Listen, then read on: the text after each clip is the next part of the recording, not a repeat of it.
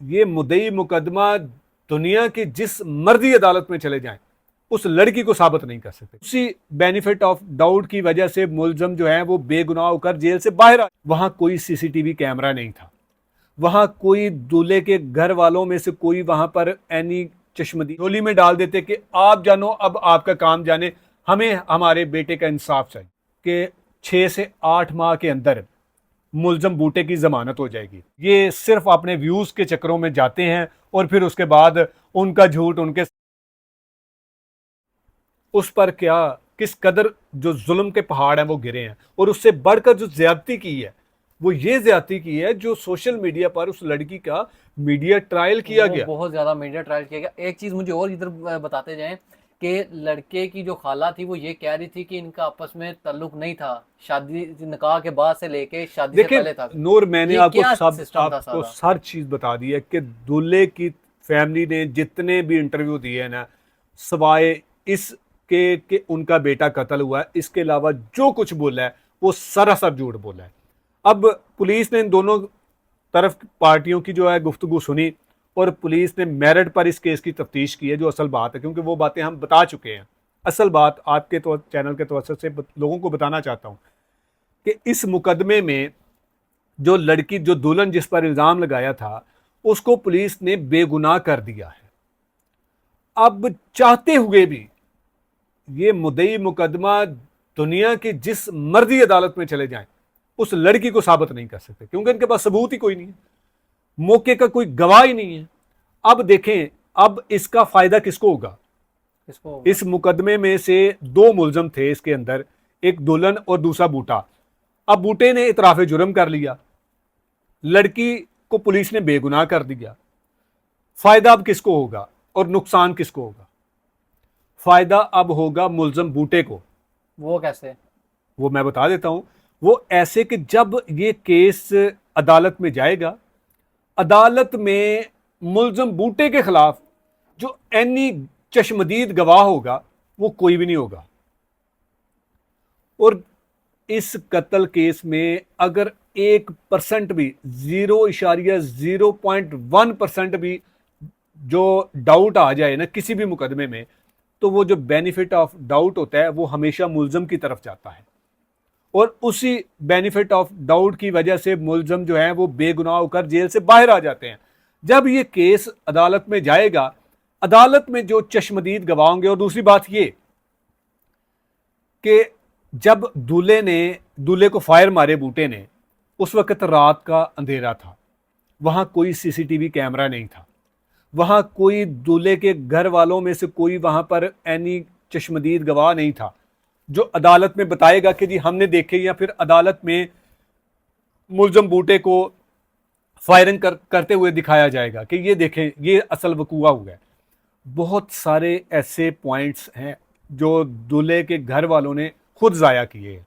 और अगर दूल्हे के कत्ल के मुकदमे की अगर कोई मुद्दइया या कोई मुद्दई होता तो वो ससुराल वाले होते जिनके घर के बाहर कत्ल हुआ, जिनके सामने हुआ। अगर दुल्हन मुद्दइया बना दी जाती, दुल्हन के बाप को मुद्दई बना दिया जाता तो जो दूल्हे के घर वालों की दुश्मनी अब इन 2 घरों के साथ बन गई है, ये ना बनती।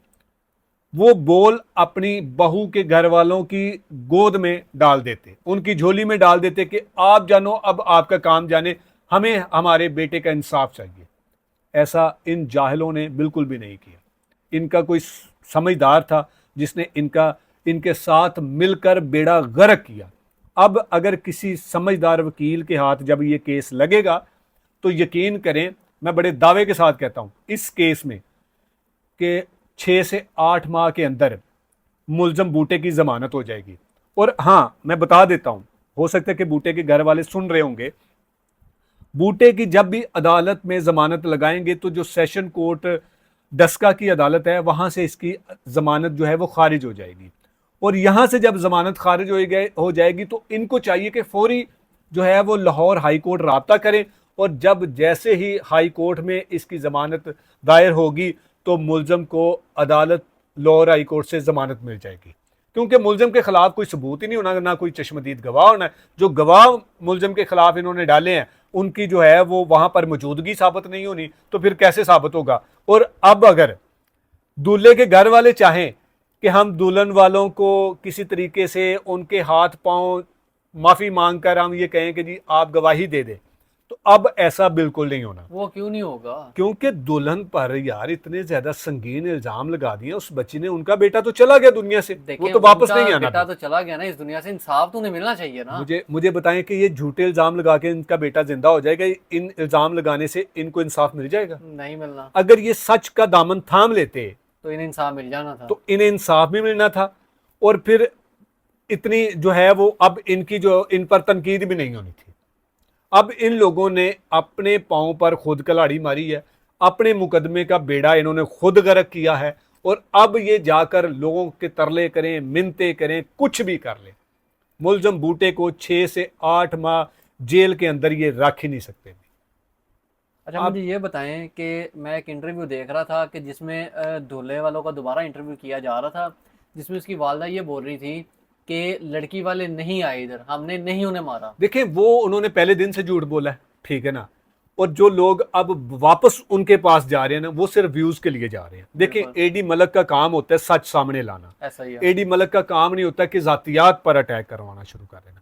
ये जो लोग कुछ जा रहे हैं, ये जाहल किस्म के लोग हैं कुछ, मैं तो इनको मुंह लगाना नहीं समझता भी ना, इनकी कोई क्रेडिबिलिटी है।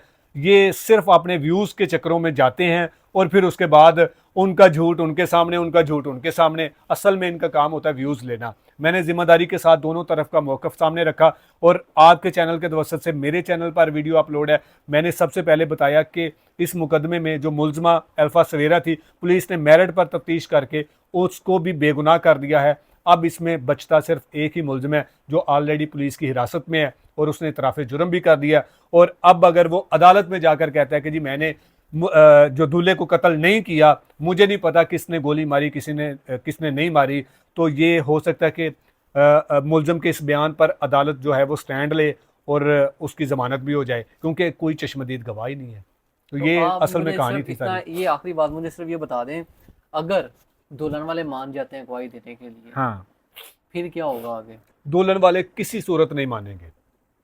आपको लगता है मानेंगे? एक इंटरव्यू में मैंने देखा है कि वो कह रहे हैं कि हम इनका साथ देंगे। वो देखें, वो ऑन रिकॉर्ड उन्होंने कह दिया, जज्बात थे उनके, ठीक है ना। लेकिन जितनी उनकी कैरेक्टर्स असैसिनेशन उनकी कर दी गई है, जितना मीडिया ट्रायल उनका कर दिया गया है, वो जो मर्जी कर ले।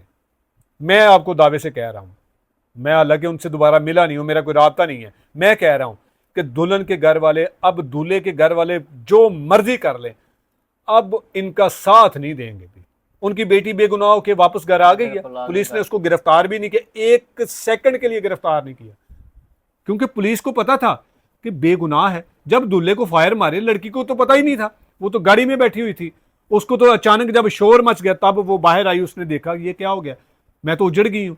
और उससे ज्यादा बढ़कर उसके घर वालों ने उसकी तजलील कर दी, उस पर बेबुनियाद किस्म के इल्जाम लगा दे। लेकिन बेटियां सबकी सांझी है, इनको सोचना चाहिए था। इनका नुकसान जरूर हुआ है, लेकिन इनको मजीद अपनी जो बेवकूफ़ाना या फिर जाहिलानापन जो था वो नहीं दिखाना चाहिए था। इनको सच का दामन सामना चाहिए था। बहुत शुक्रिया नाज़रीन, आपने सारी गुफ्तगू सुनी, आपने सारा केस शुरू से लेकर एंड तक दोबारा सुना है कि क्या हुआ था, कैसे हुआ था। मेरी सबसे ये गुजारिश है कि जब भी आपके साथ अगर कभी कोई वाकया हो जाता है, अल्लाह ना करे हो, अगर हो जाता है तो सच का साथ दिया करें। झूठ के पाँव नहीं होते, सच के पाँव होते हैं ना, वो एंड तक जाता है। कोई ना कोई चीज़ ऐसी आ जाती है जिसकी वजह से आप बेगुनाह हो जाते हैं, कोई चीज़ ऐसी हो जाती है कि जिससे आप बेकसूर नहीं होते। लेकिन यहाँ पर लड़की की इज़्ज़त को इतना उछाला गया कि जैसे वो किसी की बहन बेटी थी ही नहीं, या इनकी बहन बेटी नहीं है। खुदारा थोड़ा सा सोचा करें कुछ करने से पहले, या कुछ अल्फाजों का चुनाव करने से पहले, कि आप इतने ज़्यादा समझदार नहीं हैं कि आप किसी के भी करैक्टर के ऊपर उंगली उठाएं और आपको कोई कुछ नहीं कहेगा, कोई कुछ नहीं बोलेगा। अब यही चीज़ें जिस तरह आपने मीडिया ट्रायल किया था, अब आप सबका मीडिया ट्रायल हो रहा है। मेरे हिसाब से गुजारिश यही है कि सब जो है सोच समझ कर काम किया करें, बेहतियाती में ना किया करें।